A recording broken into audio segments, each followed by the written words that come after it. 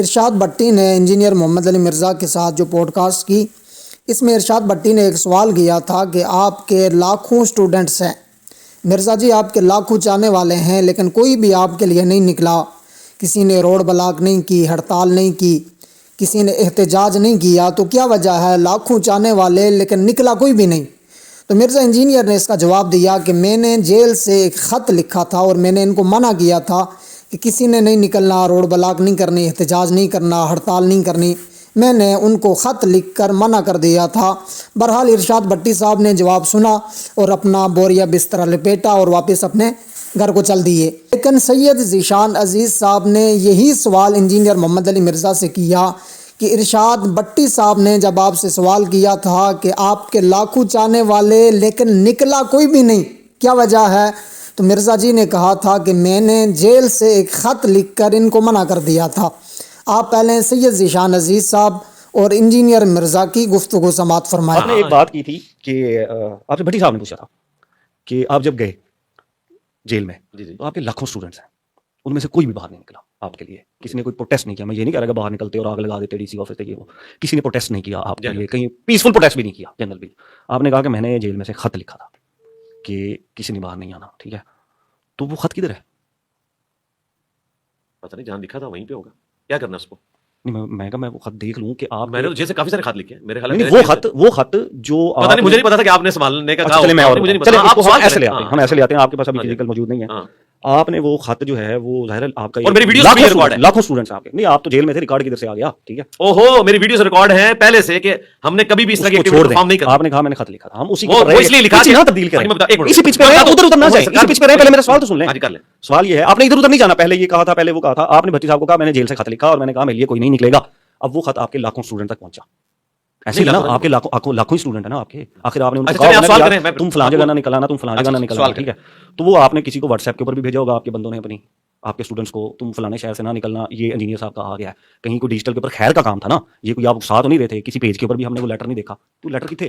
اچھا، وہ کسی کے واٹس ایپ میں، وہ میرے بھائی ویڈیوز میں ریکارڈ ہے، میری بات ہے، میری بات سن، آپ نے کہا میں نے جیل سے خط لکھا۔ او یار سید صاحب کن چیزوں پہ آپ کہتے ہیں دلیل لاجک، چلو مطلب آپ نے باہر سے کوئی خط نہیں لکھا، آپ کی پہلے ویڈیو میں جواب بھی نہیں 5 منٹ کا سنا، اس طرح نہ کرنا یار سید صاحب۔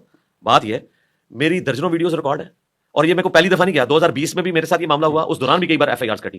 میں ہمیشہ جب کرین پارٹی کی ایکٹیویٹیز کے اوپر کرتا تھا تو میں ساتھ کہتا تھا کہ میرے لیے بھی کوئی نہیں نکلے گا، نہ کسی کو نکلنا چاہیے، اسٹیٹ کے ساتھ آپ لوگ ٹکر نہ لیں، اس کا کوئی فائدہ نہیں ہوتا، نقصان ہوتا ہے، یہ میں ہمیشہ سے کہتا ہوں۔ ہوا یہ کہ مجھے کسی نے بتایا، وکیل کے ذریعے میرے تک یہ میسج پہنچا کہ ہمارے ایک یوٹیوب پہ انفلوئنس رکھنے والے بھائی سائل ادیم صاحب، وہ یہ ارادہ رکھتے ہیں کہ جیلم اکیڈمی کو کھولا جائے، جسے گورنمنٹ نے سیل کیا ہوا تھا، تو کہہ رہے تھے کہ میں کھولتا ہوں اور ہم یہاں پہ بندے اکٹھے کرتے ہیں، ہم دیکھتے ہیں کون ہمیں اکیڈمی نہیں کھولنے دیتا۔ جب مجھے یہ پتا چلا، میں نے کہا یار یہ کیوں ایسا کرنے جا رہے ہیں، اور یہ خطرہ تھا کہ ہمارے ٹیم ممبرس کو ان کی بات سن کے کوئی اس طرح کی کوئی بیوقوفی نہ کر بیٹھے، تو میں نے اسے ریبٹل کرنے کے لیے کیا۔ باقی مجھے اپنی ٹیم کے اوپر اعتماد تھا کہ اس طرح کی حرکت نہیں کریں گے، لیکن 295C ایک اتنا بڑا واقعہ تھا کہ بڑے بڑے لوگ پینک کر جاتے ہیں، تو میں نے اپنا وہم نکالا، تو میں نے یہ پیغام لکھ کے کنوے کر دیا کہ آپ نے یہ طریقے اڈاپٹ کر لیں۔ اور یہ بات جنید بھائی بیٹھے ہیں، یہ چونکہ آپ کہہ رہے ہیں آپ نے 72 گھنٹے میں تیاری کیا، وہ 72 مہینوں سے مجھے دیکھ رہے ہیں، انہیں پتا ہے کہ میں ہمیشہ اس چیز کے اوپر ایمفسائز کرتا ہوں کہ اس طرح کی ایکٹیویٹیز کا کوئی فائدہ نہیں ہوتا، اور مستقبل میں کروں گا۔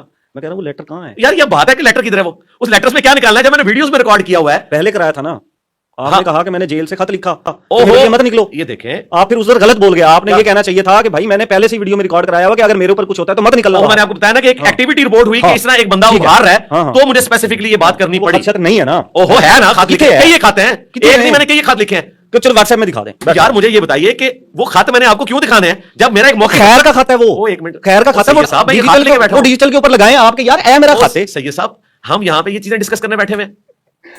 انجینئر محمد علی مرزا کی گفتگو آپ نے سماعت فرمائی۔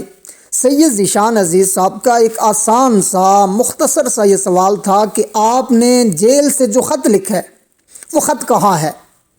تو مرزا نے جو جواب دیا اس میں پہلی بات یہ تھی کہ پتہ نہیں۔ اب اس سے صاف یہ بات واضح ہوتی ہے کہ مرزا نے یہ خط لکھنے والی بات جھوٹ بولی ہے، کیونکہ یہ کیسے ہو سکتا ہے کہ مرزا کو پتہ نہیں؟ مرزا نے جس کو خط لکھا ہوگا اسی کے پاس ہونا ہے۔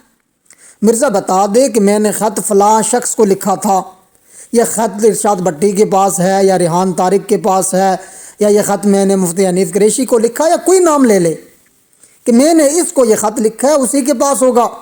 مرزا نے پہلا جواب دیا کہ پتہ نہیں یہ خط کہاں ہے۔ اب انجینئر مرزا نے یہاں جو دوسرا جھوٹ بولا، مرزا یہ کہتا ہے جی میں نے اپنی ویڈیو میں یہ بات کی ہوئی ہے، درجنوں بار میں نے اپنی ویڈیو کے اندر یہ بات کی ہے۔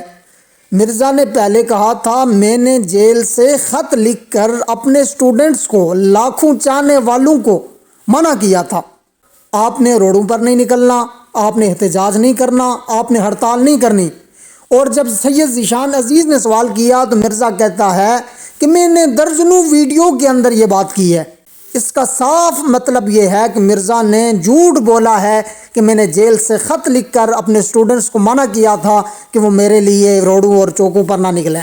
اب درجنوں ویڈیو میں بات ہوئی یا نہیں ہوئی، سوال یہ نہیں تھا، سوال یہ تھا کہ آپ نے جو جیل سے خط لکھا ہے وہ خط کہاں ہے؟ تو مرزا نے اس کا کوئی جواب نہیں دیا۔ مرزا برے طریقے سے پھنس گیا۔ یہ ویسے ہی مرزا کا جھوٹ بے نقاب ہوا جس طرح مرزا نے دیسی گھی کے تڑکے لگوائے، جس طرح مرزا نے یہ جھوٹ بولا کہ میری اور عمران خان کی چکی ایک ساتھ تھی، درمیان میں ایک دیوار تھی، یا جس طرح عمران خان کرکٹ پر تبصرے کرتے تھے۔ جس طرح مرزا کے یہ جھوٹ بے نقاب ہوئے، ویسے ہی مرزا نے ایک بہت بڑا جھوٹ بولا کہ میں نے جیل سے خط لکھ کر اپنے چاہنے والوں کو، اپنے سٹوڈنٹس کو منع کیا تھا کہ وہ روڈوں پر، چوکوں چوراہوں پر ہڑتال کے لیے، احتجاج کے لیے نہ نکلیں۔ یہ جھوٹ بھی مرزا کا بے نقاب ہو چکا ہے۔ اور مرزا نے ایک اور بات کی کہ ساحل ادیم صاحب وہ جو ہے نا میری جیلم اکیڈمی میں آنا چاہتے تھے اور وہ اسے اوپن کرنا چاہتے تھے، اور انہوں نے کہا دیکھتا ہوں کون منع کرتا ہے، وہ لوگوں کو جمع کرنا چاہتے تھے تو میں نے منع کیا ہے۔ سوال پھر بھی مرزا سے وہی رہا آخری وقت تک کہ وہ جو خط آپ نے جیل سے لکھا تھا وہ خط کہاں ہے؟ مرزا کے پاس اس کا کوئی جواب نہیں تھا، اور واضح نظر آ رہا ہے کہ مرزا جھوٹ بول رہا تھا کہ میں نے جیل سے خط لکھا۔ مرزا نے جیل سے کوئی خط اس قسم کا نہیں لکھا۔ انجینئر محمد علی مرزا کا جھوٹا ہونا آپ پر واضح ہو چکا ہے۔ جب انجینئر مرزا کے پاس سید ذیشان عزیز کے اس سوال کا جواب نہ تھا تو آخرکار مرزا بے بس ہو گیا، اور پھر مرزا نے کہا کہ آپ نے اس سوال سے کیا نکالنا ہے؟ یہ سوال بار بار کیوں کر رہے ہیں؟ کیوں مجھے لوگوں کے سامنے میری حقیقت کو واضح کر رہے ہیں؟ کیوں لوگوں کو یہ دکھا رہے ہیں کہ میرا جھوٹ بے نقاب ہو رہا ہے؟ تو مرزا کہتا ہے سوال چینج کریں، اس سے ہم نے کیا نکالنا ہے؟ کس چیز پہ ہم بحث کر رہے ہیں؟ تو بہرحال مرزا جواب نہ دے سکا۔ مرزا کا جھوٹ بے نقاب ہو چکا ہے۔ سوچنے کی بات یہ ہے، یہ وہ چیزیں ہیں جن کے بارے میں آج مشاہدہ کیا جا سکتا ہے، جن کے بارے میں آج تحقیق کی جا سکتی ہے۔ اگر ان چیزوں کے بارے میں مرزا اتنے بڑے بڑے جھوٹ بولتا ہے تو پھر سوچیں کہ قرآن حدیث کا نام لے کر یہ مرزا کتنے بڑے بڑے جھوٹ بولتا ہوگا، یہ فرقوں کے بارے میں کتنے بڑے بڑے جھوٹ بولتا ہوگا۔ مرزا حدیث کا نام لے کر دھوکہ دے، عام لوگ تحقیق نہیں کر سکتے، لیکن یہاں تحقیق کی جا سکتی ہے۔ اگر یہاں مرزا اتنے بڑے بڑے جھوٹ بولتا ہے تو دین اسلام کا نام لے کر، قرآن و حدیث کا نام لے کر مرزا کتنے بڑے بڑے جھوٹ بولتا ہوگا۔ اللہ پاک سے دعا ہے کہ اللہ پاک اس جھوٹے سے امت مسلمہ کی حفاظت فرمائے۔ السلام علینا الا البلاغ۔